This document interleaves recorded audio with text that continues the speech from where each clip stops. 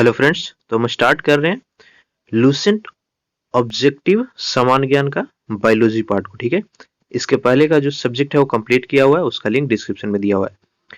यह बुक ऐसा है कि हर एक एग्जाम में आपको बेस बनाने के लिए जरूर पढ़ना और सेट लगाना पड़ेगा। ठीक है, तो हम चैप्टर बाय चैप्टर कंप्लीट करेंगे। तो सबसे पहला है वनस्पति विज्ञान और उसकी शाखाएं से जुड़ा हुआ जो चैप्टर है।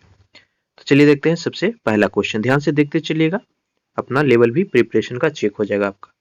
देखिए, जीव विज्ञान यानी बायोलॉजी शब्द का सबसे पहले प्रयोग जो है किसने किया था? ऑप्शन आप देख रहे हैं, तो इसका सही आंसर जो होगा ऑप्शन डी होगा। लेमार्क तथा ट्रेविरेनस ने सबसे पहले जो है बायोलॉजी शब्द का प्रयोग किया। दूसरा देखिए, जीव विज्ञान के जनक यानी फादर ऑफ बायोलॉजी किसको कहा जाता है? तो आंसर हो जाएगा आपका अरस्तु को। जंतु विज्ञान के जनक यानी फादर ऑफ जूलॉजी किसने कहा जाता है? गेस कीजिएगा आंसर, तो ये हो जाएगा अरस्तु। ठीक है, तो father of biology, father of zoology, दोनों के दोनों कौन हो गए? अरस्तु हो गए। चौथा देखिए, वनस्पति शास्त्र का जनक किसको कहा जाता है? तो ये आपका होगा थियोफ्राटस को। ठीक है, वनस्पति शास्त्र का जनक थियोफ्राटस को कहा जाता है। चिकित्सा शास्त्र का जनक, इसका सही आंसर हो जाएगा हिप्पोक्रेटस को कहा जाता है, ऑप्शन सी होगा। छठा देखिए, बॉटनी शब्द की उत्पत्ति किस भाषा से हुई है? आंसर हो जाएगा ग्रीक से। हिस्टोरिया प्लेंट्रम पुस्तक के लेखक कौन है? हिस्टोरिया प्लेंट्रम बुक के राइटर, सही आंसर क्या होगा? थियोफ्रेटस हो जाएगा। हिस्टोरिया एनिमलियम के राइटर कौन है? तो ये हो जाएगा अरस्तु। चिकित्सा शास्त्र के विद्यार्थियों को किसकी शपथ दिलाई जाती है? Very very important question.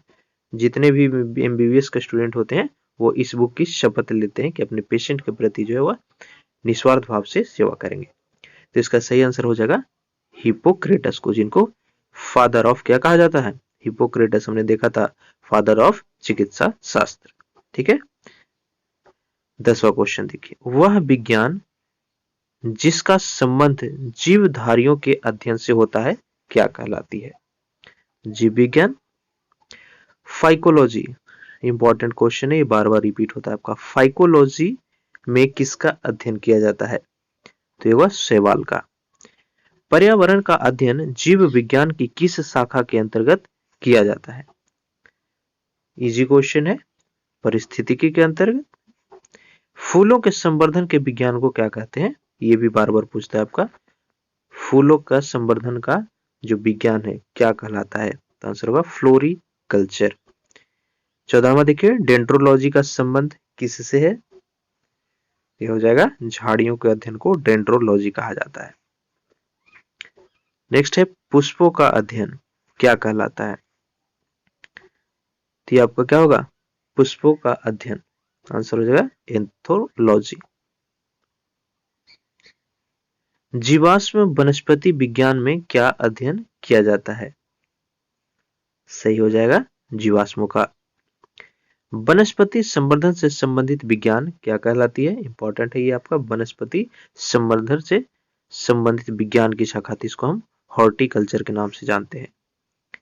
जीवों एवं वातावरण की अंतर अभिक्रिया से संबंधित जीव विज्ञान की शाखा क्या कहलाती है? आंसर हो जाएगा परिस्थितिकी। 19वां देखिए, वनस्पति विज्ञान की वह शाखा जिसमें शैवालों का अध्ययन किया जाता है क्या कहलाता है? ये होगा फाइकोलॉजी। पीछे भी हमने देखा था फाइकोलॉजी क्या कहलाता है? शैवालों का अध्ययन कहलाता है। 20वां देखिए, सिल्वीकल्चर, ये भी पूछता है। सिल्वीकल्चर वनस्पति विज्ञान की वह शाखा है जिसमें किस चीज का वर्णन होता है? तो हो जाएगा वन के विकास का। स्पर्मोलॉजी, इसके अंतर्गत क्या क्या अध्ययन किया जाता है?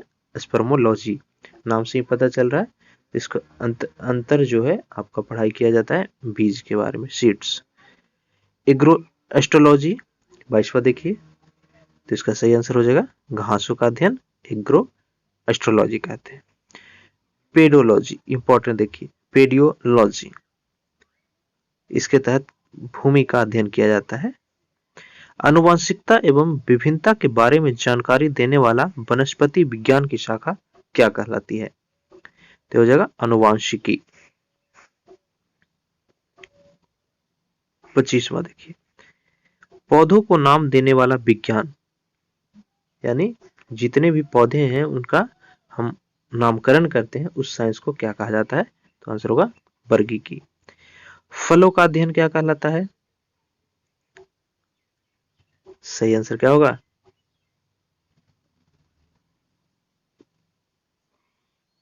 पोमोलॉजी हो जाएगा। परागकणों का अध्ययन यह क्या कहलाता है? इसका सही आंसर हो जाएगा पेलेनियोलॉजी। पेनेलियोलॉजी।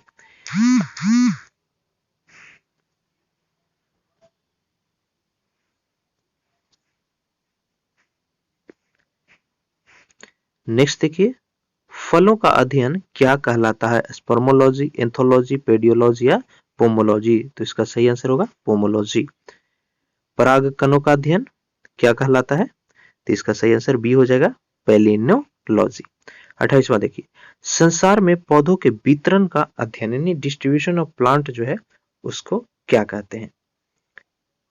सही आंसर हो जाएगा आपका फाइटोजियोग्राफी। 29वां देखिए, साग सब्जी उत्पन्न करने वाले पौधों का अध्ययन किसके अंतर्गत आता है? तो हो जाएगा आलेरी कल्चर। 30वां है, वार्षिक बल यानी एनुअल रिंग्स का अध्ययन इंपॉर्टेंट है। जो वृक्ष होते हैं उसमें आप देखे होंगे कि इस तरह से बना हुआ रहता है, ठीक है, तो ये इसको एनुअल रिंग कहा जाता है। तो उसका अध्ययन क्या कहलाता है? होगा डेंड्रोक्रोनोलॉजी कहलाता है। अगला देखते हैं 31वां क्वेश्चन, सजावट वृक्ष तथा झाड़ियों के संवर्धन से संबंधित अध्ययन क्या कहलाता है? यह होगा आर्बोरिकल्चर। पौधों की आंतरिक संरचना का अध्ययन यानी इंटरनल स्ट्रक्चर जो ट्री का है वो आता है आपका शारीरिकी के अंतर्गत। नेक्स्ट देखिए, आईबी में पूछा गया 2014 में, पादप विज्ञान की शाखा कवक शास्त्र में किस का अध्ययन किया जाता है? इसका सही होगा फफूंद का। अगला देखिए 34वां, एग्रोफोरेस्टोलॉजी। एग्रोफोरेस्टोलॉजी तो यह क्या कहलाता है? कृषि के साथ साथ उसी भूमि पर काष्ठीय बारहमासी वृक्ष लगाना को एग्रोफोरेस्ट्री कहते हैं। नेक्स्ट देखिए, वृक्ष संवर्धन क्या कहलाता है? 35वां क्वेश्चन। ऑप्शन आप देख रहे हैं, एसएससी में पूछा था, तो इसका सही आंसर होगा वृक्ष और वनस्पति की खेती को वृक्ष संवर्धन कहते हैं। जीव द्रव्य के पृथक्करण एवं संयोजन से संबंधित वनस्पति विज्ञान की शाखा क्या कहलाती है? तो होगा टिश्यू कल्चर। 37वां देखिए, निम्नलिखित में से कौन सा एक सही सुमेलित नहीं है? पीछे आपने पढ़ा होगा तो इसका आंसर आप सही कर पा रहे होंगे। 37वां, ठीक है, 37वां का आंसर आपको कमेंट करके बताना है, ठीक है, क्योंकि आप अच्छे से ध्यान से अगर क्वेश्चन पिछले का 36 देखेंगे तो इसको श्योर सही कर पाएंगे। यूपी पीसीएस में पूछा था, तो इसका आंसर जो है आप कमेंट में हमें बताइए, ठीक है। तो ये हम फर्स्ट चैप्टर को कंप्लीट कर लिए। वीडियो को लाइक जरूर कीजिएगा, अपना कमेंट करके फीडबैक दीजिएगा। चैनल पर नए तो सब्सक्राइब करके नोटिफिकेशन को ऑन कर लीजिए ताकि अगले भी चैप्टर का जब वीडियो अपलोड हो तो आपको नोटिफिकेशन मिल जाए। वीडियो को ज़्यादा से ज़्यादा अपने फ्रेंड्स के साथ फेसबुक और व्हाट्सएप के माध्यम से शेयर कीजिएगा। Thank you.